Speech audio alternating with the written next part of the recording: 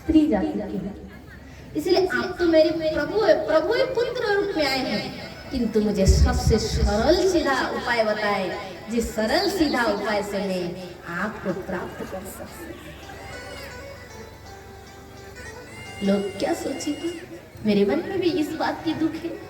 हजारों ऋषि मुनि भगवान का भजन करते भगवान को प्राप्त कर रहे, और मेरे घर में भगवान शायद पुत्र रूप में आया, किंतु अभी तक इस भगवान की प्राप्ति भी नहीं कर पाए। जरूरी नहीं कि भगवान पुत्र रूप में आए तो मेरा उद्धार हो जाएगा, जरूरी नहीं है। भजन नहीं करेंगे तो भगवान कितना भी अपना पास भी रहे, कल्याण नहीं होगा। खुदा ही भोजन की खोज करेंगे, पेट की खुदा भोजन की खोज करता है। भगवान अपने भाई बहन के, बहन बहन के आ गए, पति बनकर आ गए, पुत्र बनकर आ गए, और उसकी कदर ही हमारे मन में नहीं, हम भगवान को पा जाएंगे? बताओ, नहीं। इसके लिए साधना करना पड़ेगा। तो माँ कहती, प्रभु सबसे सरल सीधा साधन मुझे बताइए, जिससे मैं आपके चरणों की प्राप्ति कर सकूं। तो कपिल भगवान मुस्कुराते थे, बड़े मधुर मुख में मुस्कुराहट है। कपिल भगवान कहते हैं, माँ देखो, मुझे पाने का बहुत बहुत रास्ता है, राह है, किंतु जो सबसे सरल सीधा लाइन है, रास्ता, वो है कौन सा? सत्संग। सतान प्रसंग मोब्रिय संविदो भवन्ति उत्करणम रसायन। सत्संग में जो साधु संत मेरी अमृतमय कथा सुनाते हैं, उस सुललित अमृत कथा को जो मन में सुन सुन के धारण करता है, तो धीरे धीरे धीरे धीरे धीरे धीरे उसका हृदय इतने विशुद्ध को लाभ करता है कि उस पवित्र हृदय में मैं साक्षात प्रकट होकर उसे दर्शन देता हूँ। माँ ने प्रश्न किया, प्रभु बंधन किसे कहता है और मुक्ति किसे कहते हैं? तो कपिल भगवान कहते हैं, माँ सुनो, विषयों में मन का लगाव माने मोह हो जाना, संसार के प्रति मोह ही बंधन, और संसार के प्रति वैराग्य ही मुक्ति। विषय के प्रति वैराग्य ही मोक्ष है, और विषय के प्रति अट्रैक्शन, अटैचमेंट, मन का लगाव, वही बंधन है। तो ये बंधन किसका होता है और मुक्ति किसकी होती है?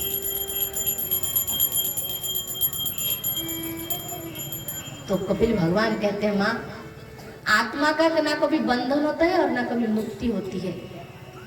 आत्मा का बंधन भी नहीं होता है, मुक्ति भी नहीं, क्योंकि आत्मा का जन्म ही नहीं होता है। आत्मा तो अमर अजन्म तत्व है, इसलिए उसका बंधन भी नहीं और मुक्ति भी नहीं। ध्यान दीजिए, बड़े सुंदर जानने की बात है। तो आत्मा अजन्म है, परे है, माया से परे है, उसका बंधन नहीं, मुक्ति नहीं। और दूसरा पॉइंट आ गया शरीर। हम लोग कहते हैं मैं, आप कहते हैं मैं, हम, इस शरीर, इस शरीर को हम लोग अज्ञान में हम कहते, मैं कहते, किंतु ये शरीर अष्ट धातु प्रकृति के धरोहर, धरोहर मतलब जानते हैं ना, दूसरे का सामान हमारे पास कुछ टाइम के लिए, इसे कहते धरोहर वस्तु।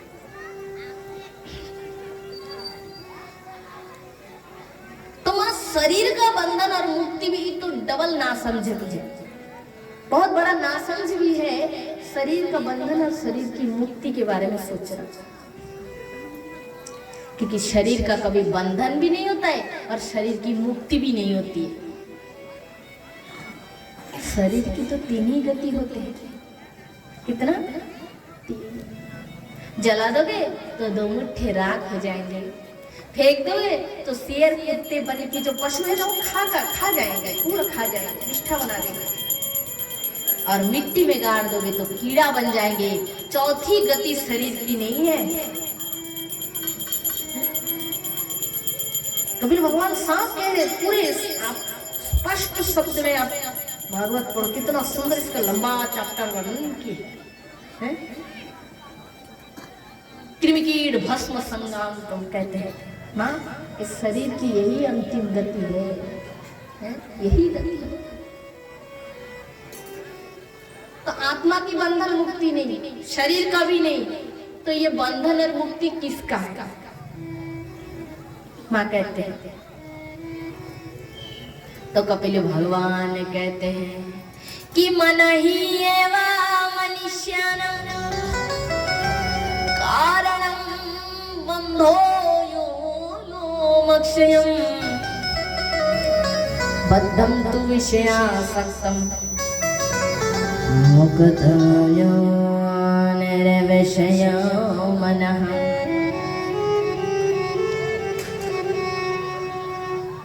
कपिल भगवान कहते हैं माँ, बंधन और मुक्ति तो केवल मन का है।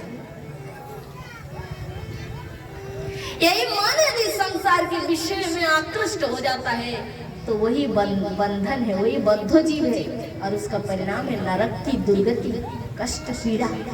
और यही मन यदि सत्संग करते करते शुद्ध होकर यही मन विषय से हटकर हरि में लग जाए, प्रभु चरणों में लग जाए माँ, तो इसे ही मुक्ति का खुला द्वार कहते हैं माँ।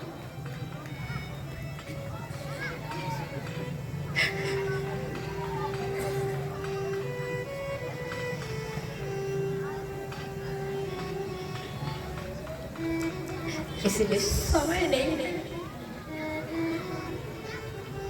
समय बहुत कम है। समय रहते हुए उनको शरण करो, उनको बुलाओ, क्योंकि एक दिन ऐसा आएगा तुम्हारे पास ये समय जो है ना, जो समय कालक्षेपम टाइम पास करते हैं ना हम लोग इधर उधर मन को भटका भटका के, एक दिन यही समय हमारे लिए बहुत कीमती पड़ जाएंगे, तब हमारे पास समय नहीं होगा। इसलिए समय रहते सावधान बनो। तुम्हारा साथी, तुम्हारे पति, बच्चे, परिवार, धन जन मान कुछ नहीं है। यदि तुमने जीवन में गोविंद को बुलाया, उसके संग अपने मन का संबंध भाव बनाया, तो वही अंतिम संपत्ति तुम्हारा केवल वही है।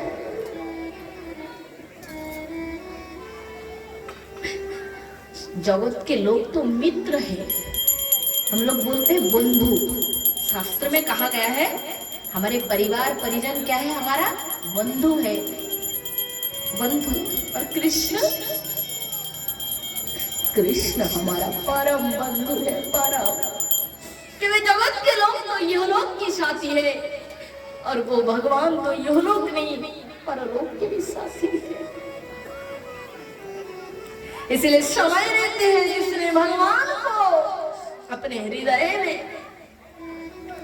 अपने हृदय मंदिर में जिसने भगवान को नहीं बांधा, भगवान की प्राप्ति नहीं किया, उसका मनुष्य जीवन वृथा है, वृथा है। अंतिम समय तड़प तड़प के प्राण निकलता है, और मृत्यु की भयानक मृत्यु किसको मिलता है? जिसने अपने जीवन में कृष्ण विमुख, हरि विमुख होकर अपने जीवन को जिया, उसके मृत्यु भयानक पीड़ादायक होती है, और यम पाश में बांधकर पीड़ित होकर यमलोक चले जाते हैं। और भगवान के जो शरणापन्न होते हैं, आश्रय लइया भजे तारे कृष्ण नहीं त्याजे, आर सब मरे अकारो। भगवान के शरण लेकर जीवन जियोगे तो मृत्यु भी तुम्हारे लिए आनंददायक हो जाएगी। मृत्यु भी तुम्हारे लिए फूलों के समान अति सुखमयदायक हो जाएंगे। और उस मृत्यु में ऐसा होगा जैसे छोटे बच्चे माँ के गोद में रहता है ना, माँ के गोद में तो हर पीड़ा हर दुख से बचाकर माँ उसे अपनी छाती से, अपने हृदय से पकड़ के रखते हैं। ऐसे ही भगवान अपने भक्त को अपने हृदय में लगाकर अपनी निज स्वधाम ले जाते हैं, क्योंकि मृत्यु रूप में भी तो वही भगवान ही है। मृत्यु कौन है? मृत्यु देवता कौन है? भगवान ही तो मृत्यु के देवता है, सब तो वही बने हैं।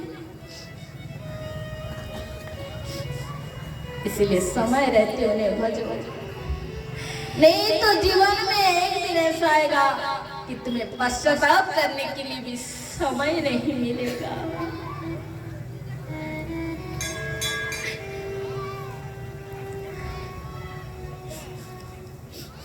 तो अपने लिए, खुद के लिए कृष्ण को याद करो, उनसे मन के संबंध बनाओ। देखेंगे आपके हर समय, हर परिस्थिति में वो आपके हाथ पकड़कर हिम्मत देंगे कि मैं तुम्हारा हूँ, तुम मेरे हो। किस बात का भय है, किस बात का डर है? असली साथी तो वही है, ये जगत के जो बंधु बांधव, ये कुछ नहीं।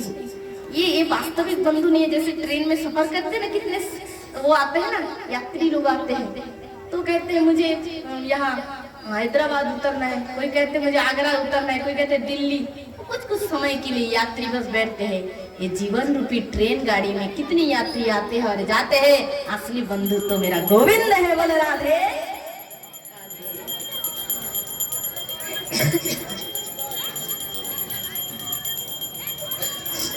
सो महाराज,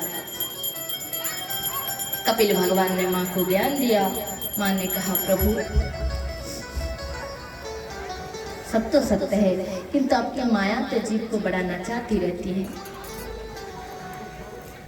तो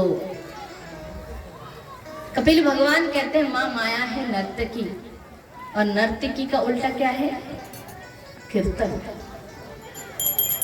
माँ माया नर्तकी है, जीव को नचाती रहती है,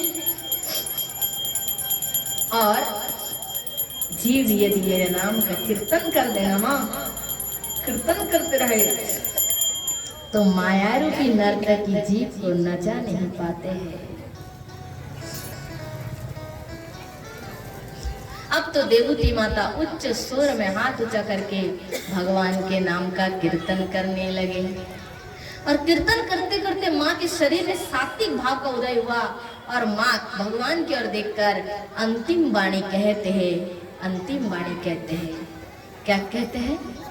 अहो वलस्य पचते गरिया यह जीवाग्नि वर्तते नाम तुभ्यं ते पुस्ते पुस्ते जीव सहस्राणुररिया ब्रह्माण चरणाम गणन्ते यते।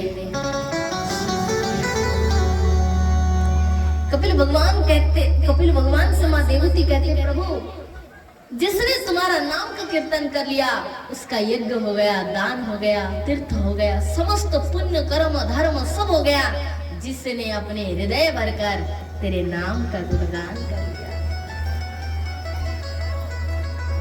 इस प्रकार माँ प्रभु के नाम करते करते, कीर्तन करते करते माँ के शरीर में ना ऐसे सात्विक भाव हुआ कि माँ के शरीर से पूरा पानी निकलने लगे, पानी।